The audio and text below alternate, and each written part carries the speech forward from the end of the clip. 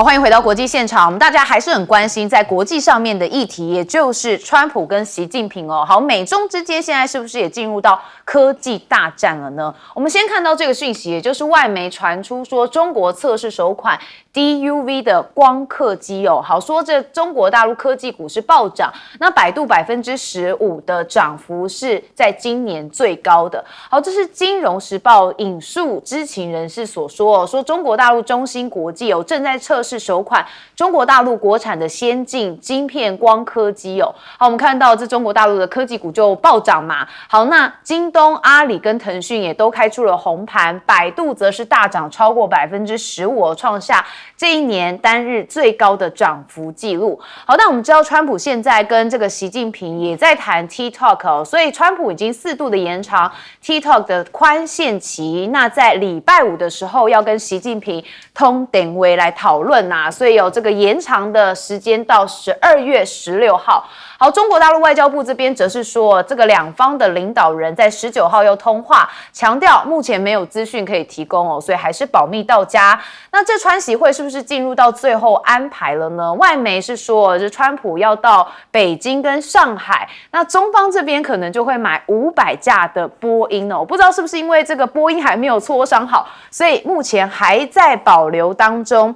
但是对抗川普专业户这美中第4轮的贸易谈判，现在纽时说，中国大陆其实有3个招数可以不低头。第一个就是试图对其他地区的出口量来提升，还有试图压制国内的经济弱点，然后再来就是找到施力点。所以《纽约时报》呢都认为说，北京现在传递了清楚的讯息，也就是他们手中握有大量的筹码，近期会透过抵制美国的黄豆来施展拳脚。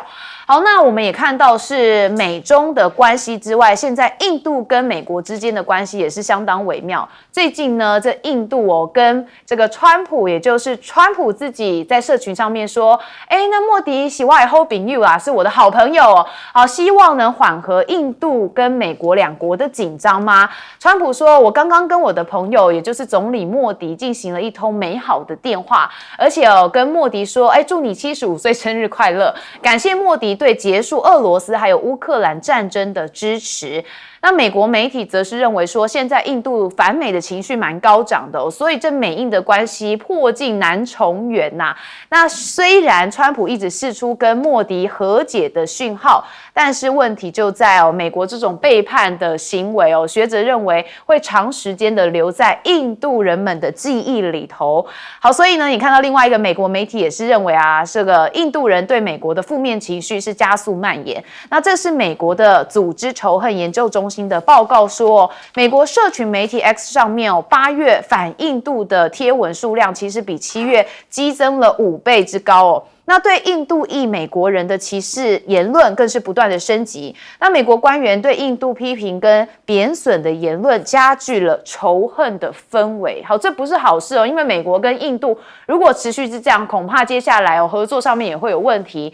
那美国也很担心什么呢？也就是中俄联手。我们看到这个俄白也就白俄罗斯的军演看到了美国的军官这照片也出来了好，那这个美国军官不只是出席旁听，甚至还跟白俄罗斯的防长维克多赫列宁握手。那这在一定程度上面就被视为说，美国跟白俄罗斯之间的关系有升温的征兆。好，那相对于呢，在这一次俄白的军演里头也发现了65名的印军人员那俄国媒体就说了，印度这个举动在回应美国，回应什么呢？当然就是因为你对我的关税很高嘛，所以我现在要有点在搞你弄你所以这个美国不是以印度为这个进口俄国石油，对它不断的施压吗？所以俄国媒体认为，印度这个举动表明的就是让俄国视为是军事伙伴，而且对美国在进行回应，这是美国自身把印度推向给俄罗斯。好，那印度跟伊朗加入之后，普京有说话我们来看他讲什么。他说，我们今天正在进行的就是西部2025的战略演习的最后阶段，总共有10万名军人来参与。那拉脱维亚宣布紧急状态，立陶宛也加强了防务还有呢，跟盟国举行的联合演习，北约也随即宣布启动了是东翼哨兵的行动，那防范潜在的挑衅。好，所以我们看到川普跟习近平想要会面，不过他们会先通话，就在这礼拜五。好，那现在在中国这边也因为他们有一些晶片的光科技要出现了，这个科技股市应声大涨。我们先问介大使。就是科技的发展哈，只要你有足够的这个资源的投入，你有这个对的人才啊，有相关的基础啊，那个是一定会往前走的，它是一种线性的发展啊。那中国大陆因为现在买不到光刻机，所以不管是政府的单位，还有民间的这些公司啊，你可以感觉它都是尽全力在发展自己啊，研制自己的光刻机。那不时都有很多突破的这些声音传出来。而且上海电子哈，它事实上它已经研究很多年了。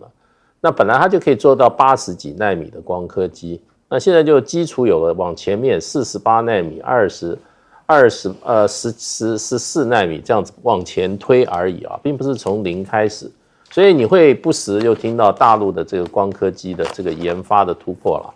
那会多快的话，3年5年，不过我认为迟早会突破。而且它不见得一定要生产所谓的这种极紫外光机的 EUV 这样一个最先进的。它如果 DUV 可以出来的话，那以现在中国大陆中芯它在这个所谓的制造芯片的，它用 DUV 它可以做到7奈米，甚至可以做到5奈米的这个晶片啊。所以对于美国一直在做的这些科技封锁产品封锁、芯片产品封锁，我想对中国大陆来讲就已经可以说是突围了。那过去中国大陆尤其是华为受到美方的这个双重的这个打压，一个不准他买到任何先进的晶片，第二个也把他从这个 Android 的这个作业平台上把他赶出去。可是事实上的话，华为你可以看出来，他并没有就此就一蹶不振。那他大概经过1500多天吧，他自己的晶片就造出来了，就是709000，那我自己设计。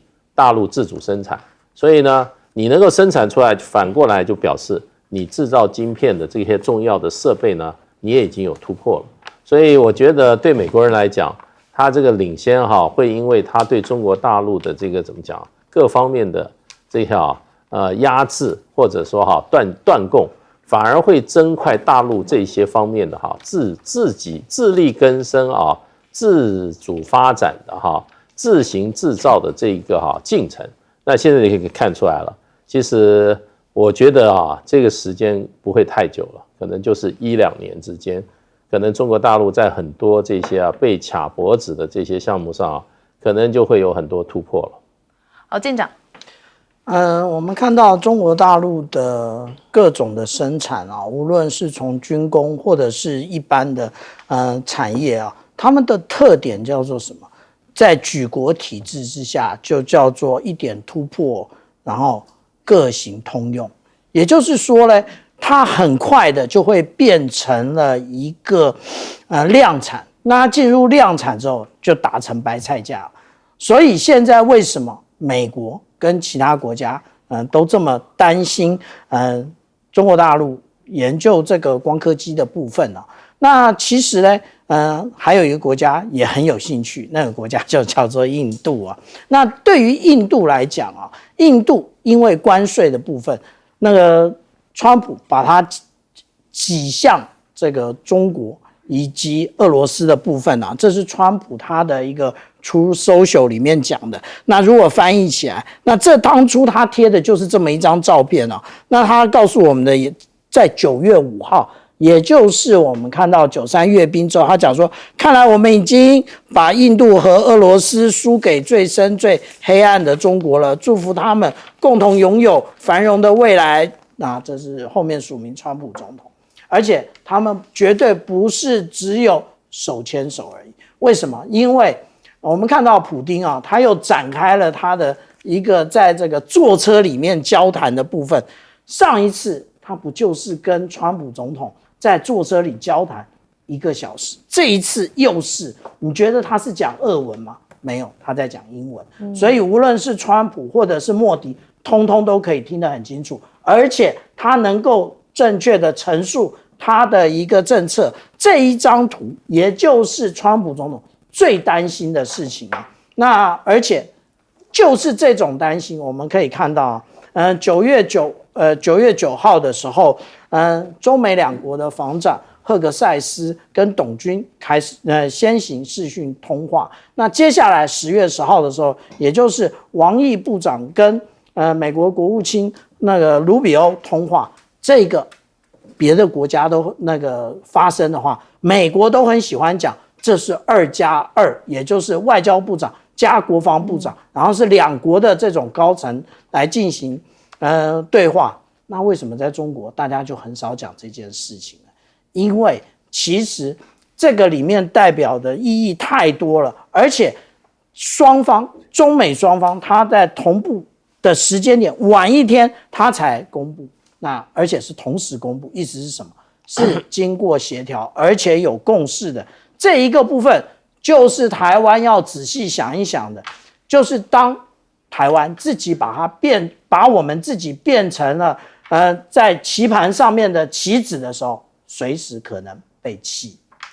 好，盛峰委员，这4月2号，川普开始所谓的解放日啊，到现在10月5号即将来临的时候，10月2号来临之前，算一算，6个月已经快到了。这6个月最大的特点是，美国主动的发报，可是美国主动的出手之后，现在是美国全部在被动的跑。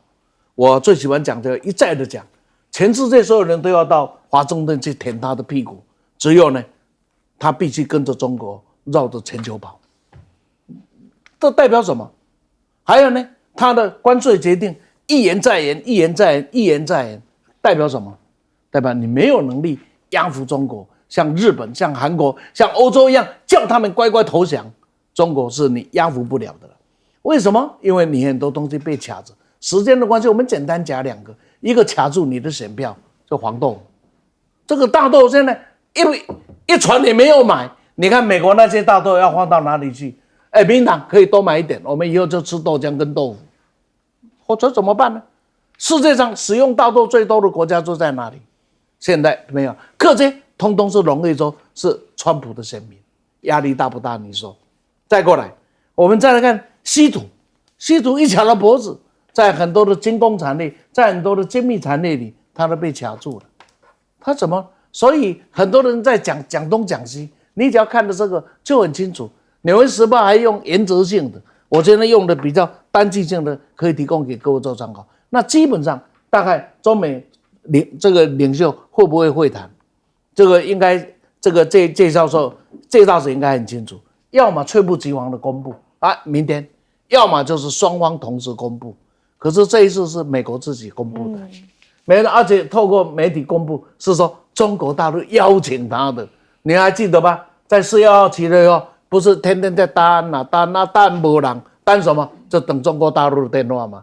结果他说没有，习近平希望你现在等你就等了，但是等不到。所以中国大陆这样的一个讲法，就是既然你已经公布了我的立场，我不会回应你，我保留一个空间，因为让我们协商好一切再说。没有的话，因为既然我没有说啊，不可奉告啊，所以谁告诉我这9号一定会发生呢？不一定啊。那同样的道理呢，我们来看看呢，这个印度这个事情，印度被美国搞成这个样子，是美国搞来的。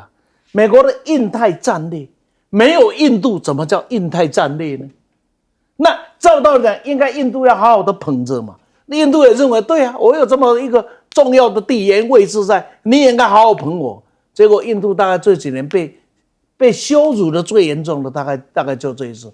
而莫迪呢，也一直以为他可以斩住这个架，可是被羞辱，最后的结果就是把你所想羞辱人，最后都变成了朋友嘛。所以美国最不喜欢看到的中印俄拉在一起，不管是不是以后中印的关系会有多大的改变，最起码目前可看到的未来，它是不会恶化的。而这个不会恶化，就美国所担心。所以印太没有印度，哪来的印太呢？好，对美国来说，整个战略如果没有了印度，应该也会整个大转变哦。所以不是后来有讲到这个亚太哦。好，我们休息一下，马上回来。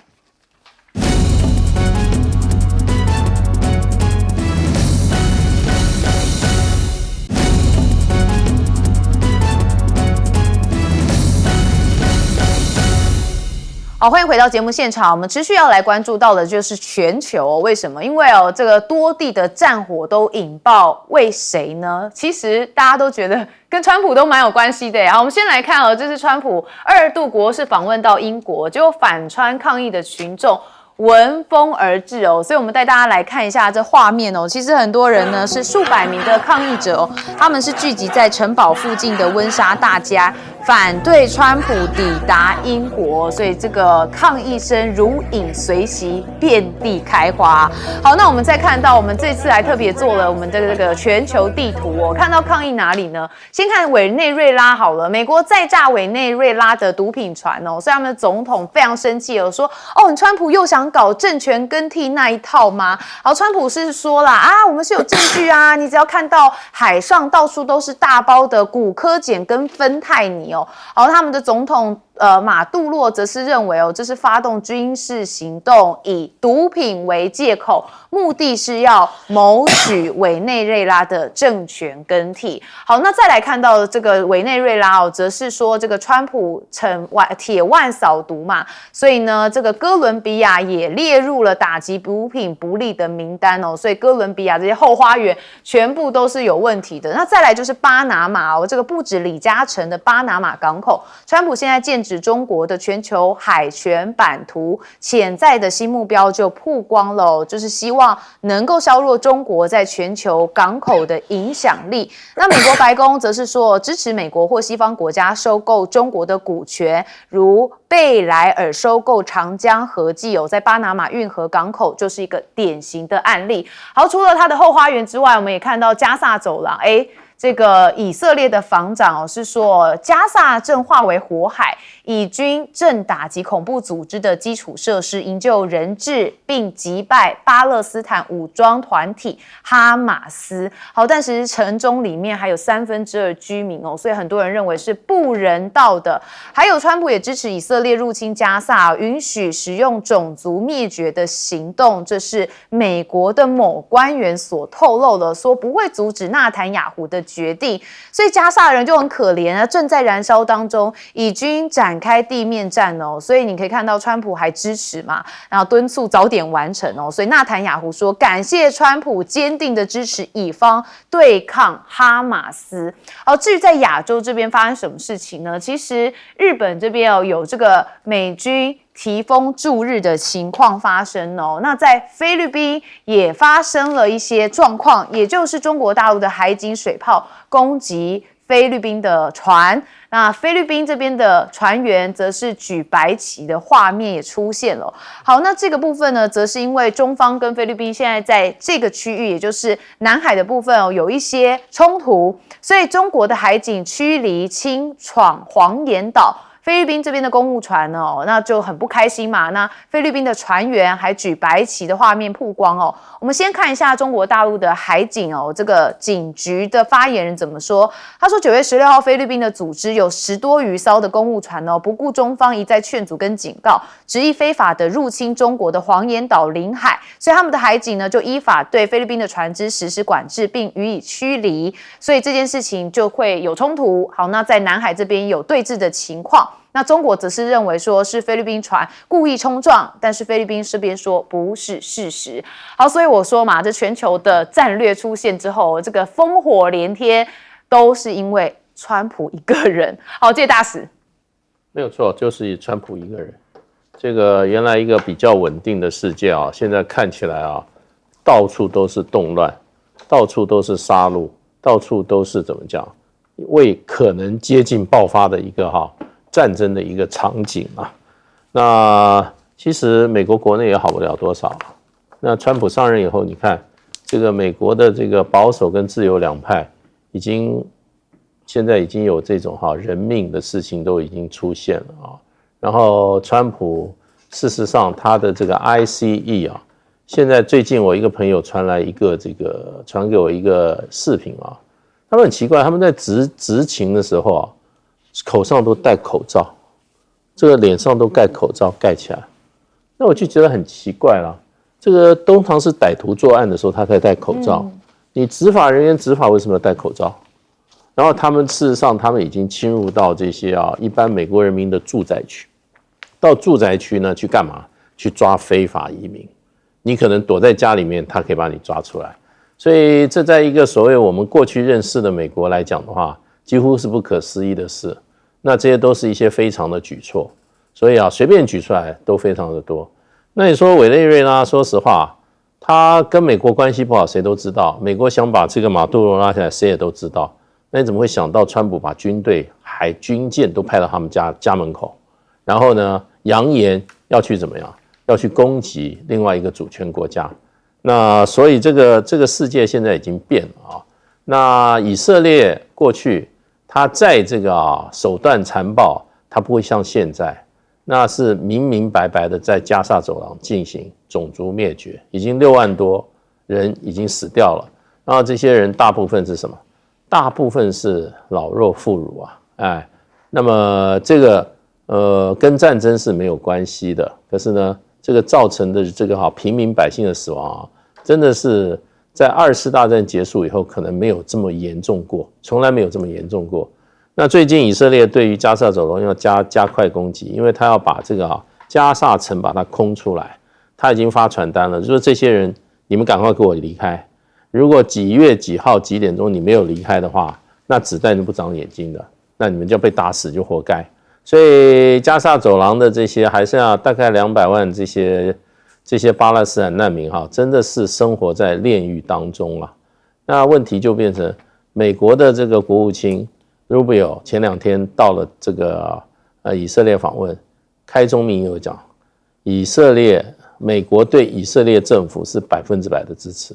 然后呢，那么要商量双方这个如何来合作，所以就变成这个基本上美国这个国家基本上真的是在很多地方你会发觉会有这些动乱，都跟现在川普这个政府有关系的。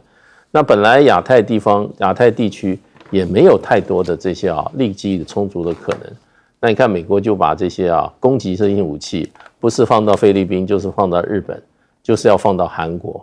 那么现在也会想到台湾，所以呢，我们本来这个地方这个权力是平衡的，那你现在你这个军事权力你把它搞成不平衡了，这是造成双方各方可能冲突的一个主要的原因啊。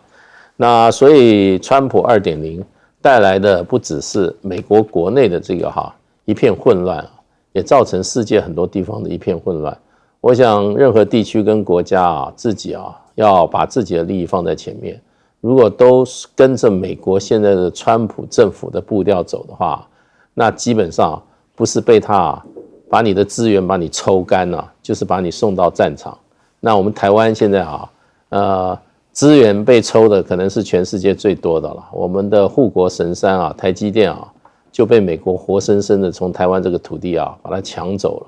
那另外一方面呢，这个台海的部分呢，前2天 AIT 突然宣布这个台湾地位未定论，那不是替台独那么给他们撑腰打气吗？那台独如果势力起来的话，那对台湾来不是好事，因为中国大陆很可能就会用武力相向，这个是我们值得注意的。不是有句话说吗？当家不闹事看来川普不是这样想尤其他现在这商人的个性满满都在这个政治氛围里头。申孟伟，这样川普不可信，几乎已经是世界的公认。那美国呢是世界的乱源，是我们今天看到的真相。菲律宾跟中国产生了摩擦，中国是用王道的方法，用耐心、用时间、用软的去解决。但是呢，美国跟委内瑞拉有什么冲突我不知道，但是军舰就已经开到人家，然后觉得不对的就可以把它给炸沉。我想这2个国家谁是这个世界的安定的基础，我们已经看得很清楚。李嘉诚必须要搞清楚，你拥有的港口的买卖不是在商言商，美国已经告诉你很清楚，因为不能让中国在全世界可以在贸易上拥有这么多的交际点。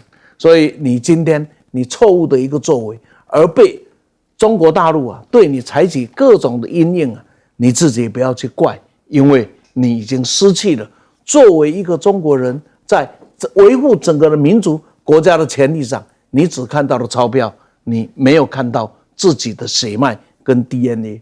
最后以色列种族灭绝这个字眼听得都习惯了，不才是讲新疆种族灭绝吗？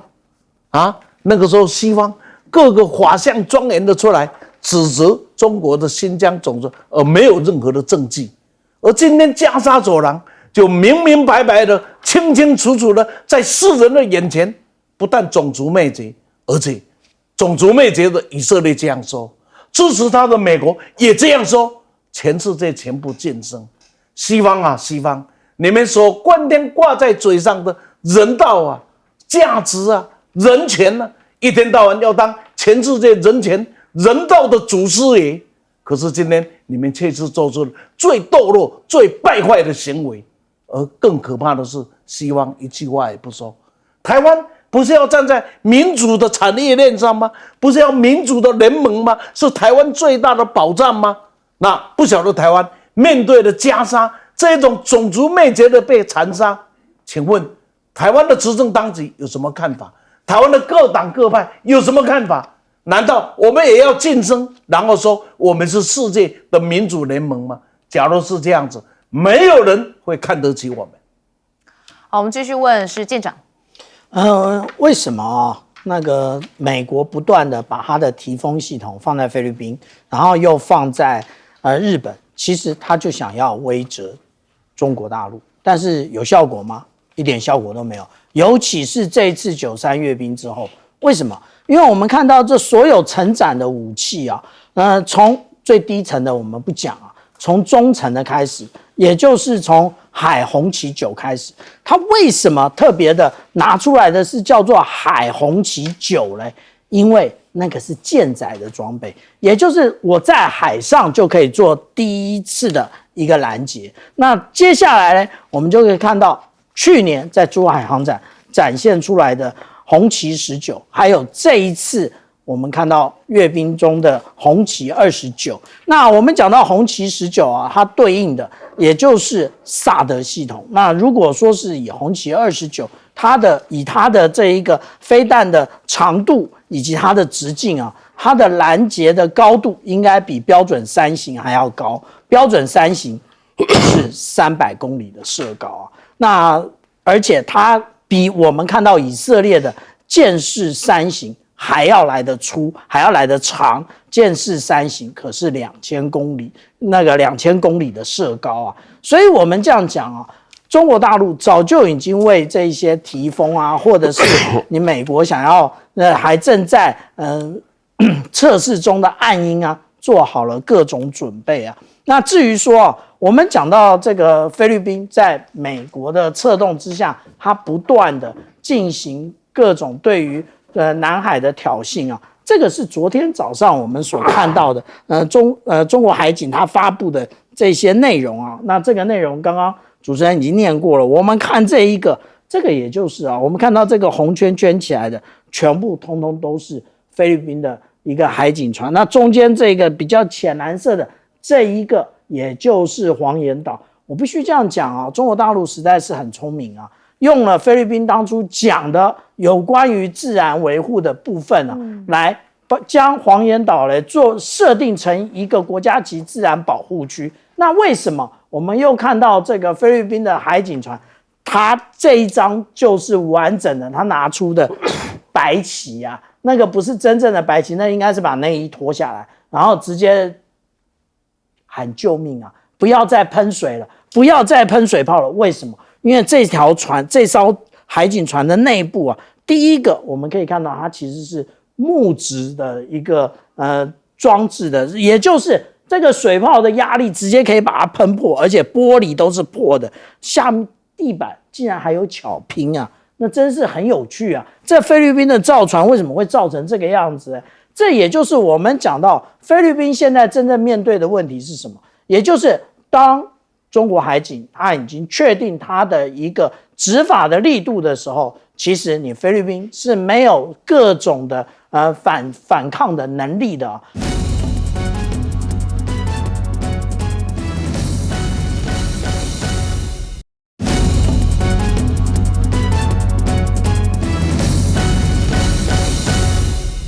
但带您追查事件真相，掌握政局的变化。观众朋友，你好，欢迎加入今天的新闻大白话，我是主持人谭一伦。好，节目一开始，我们先来介绍今天的特别来宾。首先是前立委李胜峰。一人好，各位观众朋友，大家好。前驻纽大使谢文吉。主持人好，各位朋友大家好。以及前海军舰长吕礼师。主持人好，各位观众大家好。好，观众朋友关心说我们赖总统不过他最近呢，当然就有下乡来讲他的一些座谈。好，但是呢，最近这个政绩说要休养生息，但是大家跨拢没啦。好，我们先看看大家怎么做他的二创影片，讲他的政绩。上任1年多来，给大家做一个施政报告。首先，这个2次大罢免失败，然后抗灾不力，向美多次进贡军火费，跪舔小日本，羁押柯文哲1年多等等诸多罪行，简直是罄竹难书。大家如果要找战犯，就找我。好，满满的讽刺味讲的这个说起来是政绩，但其实通通都是负面的。好，如果莱尔看到的话，一定是蛮生气的好，但我们也看到另外一个，就是莱尔开车。好，他开车说他的支持率往下掉，而且这里头又有新角色，也就是勇哥。再带大家看一下。为什么我的支持率越来越往下掉？难道是因为我的车速越开越快了吗？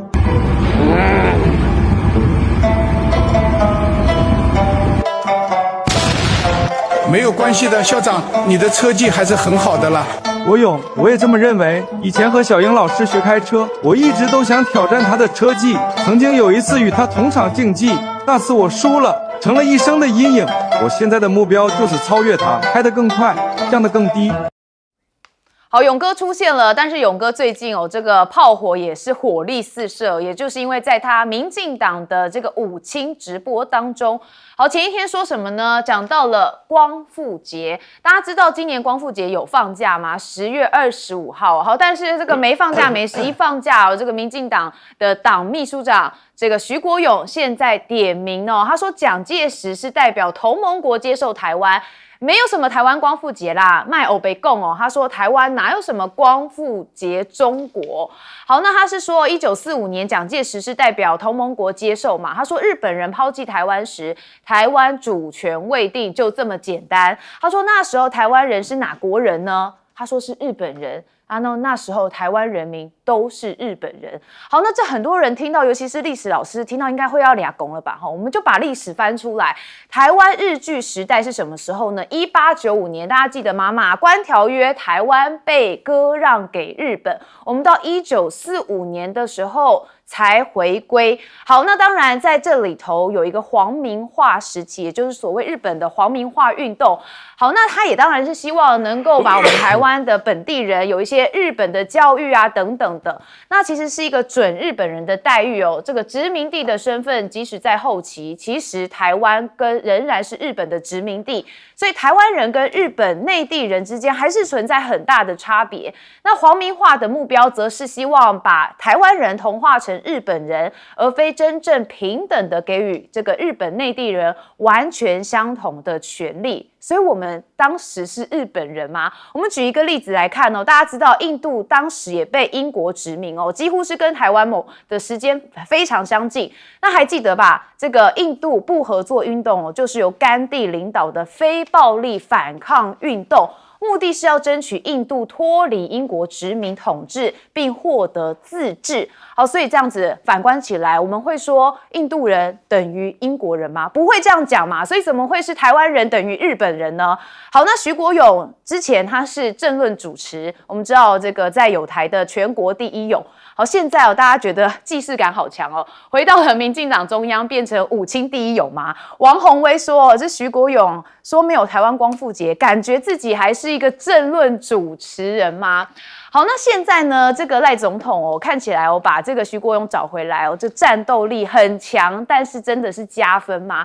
这个联合报的重磅快评就说了，不甩民意，持续搞政治，这就是最亲民的赖总统吗？你看，像是财划法问题，还甩锅给在野党这民调显示声望再创新低，并不令人意外。好，所以呢，这赖总统到底要不要注意一些这个民生相关4个调整在哪里？我们看到美国关税持续的冲击恶化，大家知道无薪假的人数飙破到了7334人。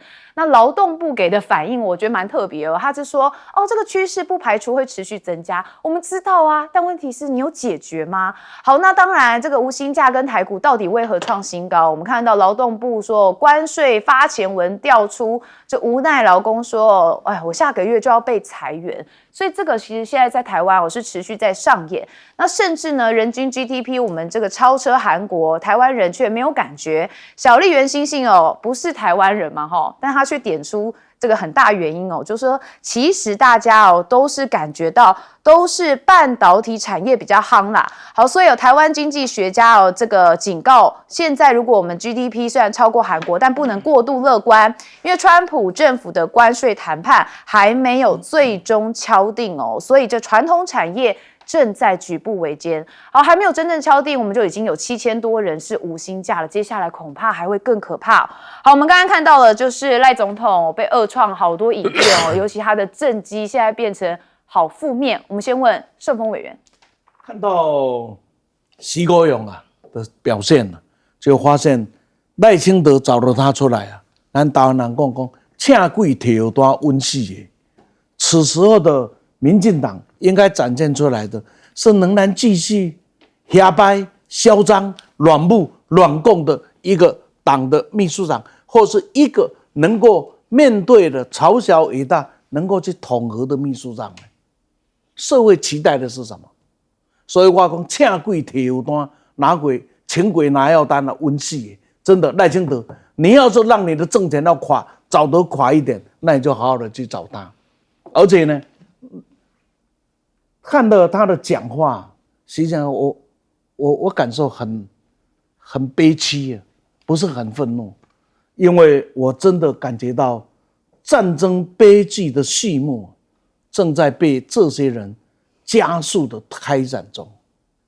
大家都知道，前几天东部战机发布了一个叫做要把军旗插在台湾宝岛上，可是各位还不知道，还第二首歌呢，叫受不了了。什么意思？这只是军歌，唱一唱就算了，忘了，那就是抗美援朝说先有那一首歌，雄赳赳气昂昂，渡过鸭绿江。大家也认为那只是唱唱歌就释然了嘛。我希望那只是唱唱歌，但是徐国勇这样子的讲法，正是在印证了一件事：我就是台独啦，来啦，台独啦，不然要怎样？真的。请鬼跳单搞了一个徐建勇咱进这的做法是要做鬼免惊无鬼通做要死不怕没有鬼可以当，真的需要这样子吗？徐国勇不要忘了，实讲为什么最后失败收场？因为那是民进党长期以来私下对他的支持者的讲法，社会不能接受。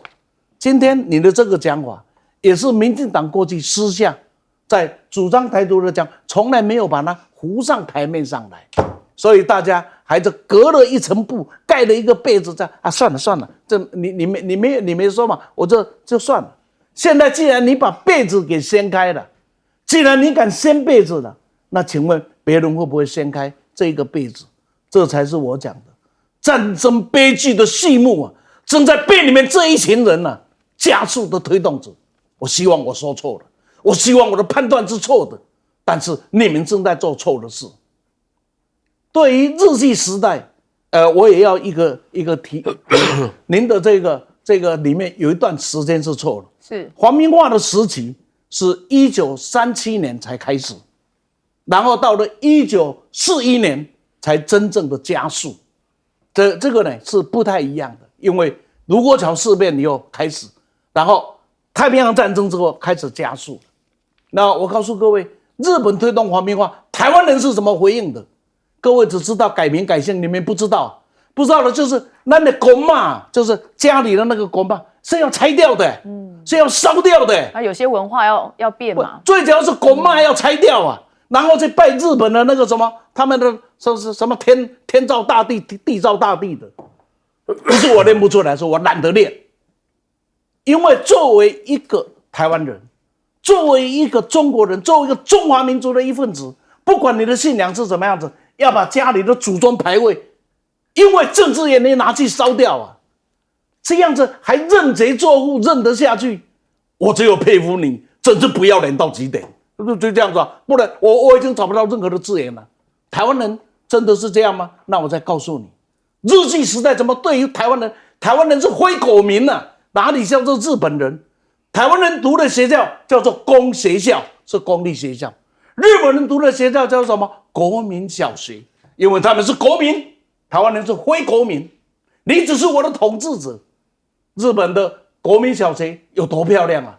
就在新营以前的台南县政府。好，那最后来告诉大家，皇民化有多成功？那我告诉你，1941年推动的所谓的这一个什么推动这个国语家庭啊，才9000多户的人加入，推了国语家庭的孩子可以去读国民小学的。然后呢，皇民化到了抗战结束的时候，台湾光复的时候才多少人？才17万个家庭，不，这个17000个家庭，才12万人，占了台湾的人口2%。换言之，98%的台湾人很骄傲的说：“我是中华民族，我不是日本人。”徐国勇，请你看一下历史。好，我们接下来问谢大使。那个亏这个徐国勇还是学法律的哈，他这讲法的话，那请问中华民国到底有没有存在台湾？你的主子赖清德今天的位置他是什么？他是哪一国的台湾国吗？请问台湾国有这个国家吗？有宪法吗？它是帝制还是专制还是什么民主还是独裁？你这个国家是什么国？不存在的国家嘛？对，你今天在那边吃香喝辣，都是靠中华民国这个国家在台湾给你在那边目喉而灌。这给你在那边大言不惭，你也不是什么民主斗士。中华民国是有思想、有信仰的国家。中华民国的核心思想是孙中山先生三民主义：民族、民权、民生。民族就告诉我们就是中华民族，民权讲的是什么？中华民国是一个民主共和国，我们讲的是民主，要选举的。蒋介石到台湾来。军政、财政所有权都在那，可是他的政权是开放的。他一来台湾就开始选这个乡镇长，到最后这个地方选举，国民党是完全民主的。你们这些民进党是干什么的？上来以后稍有一点权，就把另外一个政党的一个主席就给他完全没有理由的把他怎么进行政治破坏，在全民的众目睽睽之下，你就这样做，对不对？所以。你要先我们台语有一句这个吃果子拜树头你们这些人今天在那边大言不惭，是因为有中华民国，结果你说台湾没有光复，还是在日本统治下，你不要笑死人了吧？日本人，你去问他台湾人是不是日本人，没有一个日本人说你台湾人是日本人的，是你自己往脸上贴光。日本人到现在，你去问台湾人是不是日本人，到现在他都不承认。日本人是非常强的血统主义论的，你血液不是他的，你再告诉他我是日本人，人家根本不接受。像徐国勇这个自己讲这种话，真的是历史搞清楚，更没有法律观念，真的不知道法律书学到哪了，在这边胡说八道。对，你要知道台湾光复的时候，台湾老百姓全省从南到北。都是自行的、自动自发的张灯结彩，在那边庆祝台湾的光复。全台湾老百姓在日本人50年的铁蹄，在这种歧视的统治下，终于感到解放，可以做自己主人了。大家都非常的高兴你今天过了这么多年，你讲这种话，你有没有一点历史观念？回去看看书吧，对不对？那个时候老百姓是啖食胡浆真的被日本人欺压到什么？真的家无存粮，尊严也没有了，祖宗也不给你拜。然后呢，日本人是统治者，台湾人是被统治者，在自己家里变成被统治者。中华民国在台湾，对不对？台湾人是主人，一点都没有错。所以你这个徐国勇在胡说八道什么你应该回去跪在你家自己的祖宗牌位面前去忏悔吧。好，我们接下来问舰长。台湾光复节马上就要到了，那政治人物呢就开始胡说八道。那我们来看啊，这个历史啊是有照片可以为证的啊。我们来看这上面的这张照片，这一个背景我们仔细看一下，这不就是我们可以看到的现在在西门町附近的一个中山堂吗？这个不就是吗？那这里写的到底是什么？这里写的是中国战区台湾省的一个受降典礼啊。那怎么会徐国勇说只是代表盟军接受台湾而已呢？这个不是啊。那另外呢，我们来看看当初受降的时候，右边这位呢是陈仪上将啊，左边这位是日本皇军的剑山春树中将。那也就是这些照片都在的证明了，其实是台湾光复啊。那另外呢，我们讲到说这个国际的相关的一些国际法的部分呢，这个是波茨坦宣言最重要的，在第8条啊。第8条这里写的是什么？他讲的说，开罗宣言的条款将得到执行，日本的主权将限于本州、北海道、九州4国和他们认定的小岛屿，中间没有台湾。而且按照开罗宣言，其实台湾以及澎湖是要还给中国大陆的，也就是还给那个时候的中华民国。所以这些人不要再胡说八道了，从各种的历史文件我们看得非常清楚啊。那至于说啊，现在大家都一直在讲说，哎呀，我们的股市很好啊。我们的股市为什么好？因为台积电好。台积电呢，它只要涨了1元1块，那实际上它影响到的加权指数是8.61点，所以它只要涨了20元，当天涨了20元，其实大盘也就要涨到170点。